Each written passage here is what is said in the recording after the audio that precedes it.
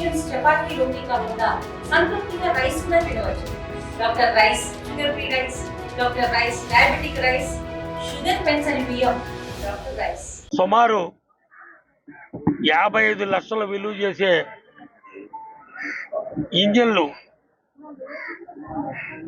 మత్స్యకార కుటుంబాలకి పంపిణీ చేయటం జరుగుతుంది.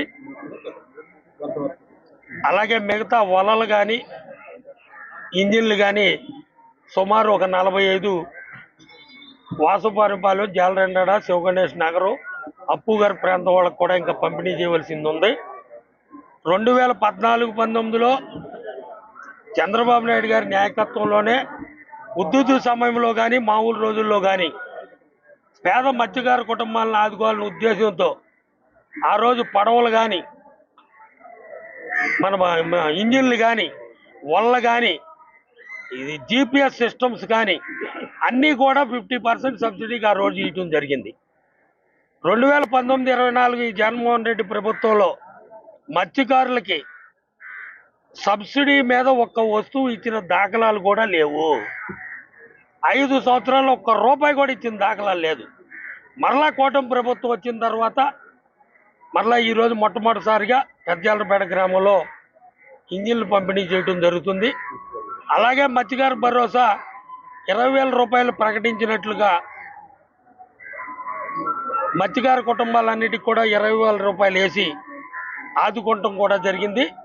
చిన్న చిన్న మ్యాపింగు ఈ అనేక సాంకేతిక కారణాల వలన అతి కొద్ది మందికి పడలేదు. అవి కూడా ఇప్పుడు మత్స్యకారులు మా దృష్టికి తీసుకొచ్చారు. అవి కూడా మన అధికారుల దృష్టి, జేడీ గారి దృష్టిలో తీసుకొచ్చి ఆ సమస్య కూడా త్వరలో పరిష్కారం చేస్తాం.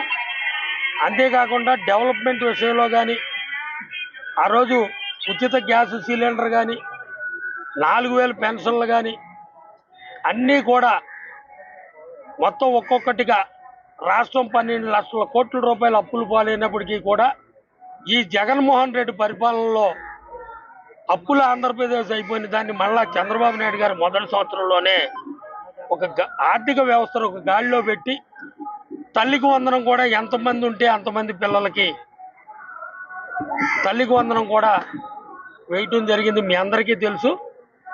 అందుకని చెప్పి మత్స్యకార కుటుంబాలకు ఇంకా సబ్సిడీ మీద ఏ ఉన్నా సరే జేడీ లక్ష్మణరావు గారి దృష్టిలో పెట్టమన్నాం. లిస్టులన్నీ తయారు చేయండి. మంత్రివర్యులు అచ్చెన్నాయుడు గారి దృష్టిలో పెట్టి ఎంత వీలైతే అంత సబ్సిడీ మీద తీసుకొచ్చి మత్స్యకార కుటుంబాలని ఆదుకుంటామని మీ ద్వారా తెలియజేసుకోవడం జరిగింది. వేటకి వెళ్ళి వేటలో చనిపోయిన వారికి 10 లక్షల రూపాయలు ప్రకటించాం. 2019లో నాకు బాగా గుర్తు, అక్టోబర్ నవంబర్లోనూ అరసవెల్లి పోలరాజు అని ఒక యువకుడు చనిపోతే అప్పుడున్న మంత్రి మన ఉత్తరాంధ్ర వాసి శ్రీకాకుళం జిల్లా ఆయన 19 నుంచి 5 సంవత్సరాలు ఎన్నిసార్లు తిరిగినా ప్రభుత్వం దృష్టికి తీసినా వాళ్ళకి నష్టపరిహారం రాలా.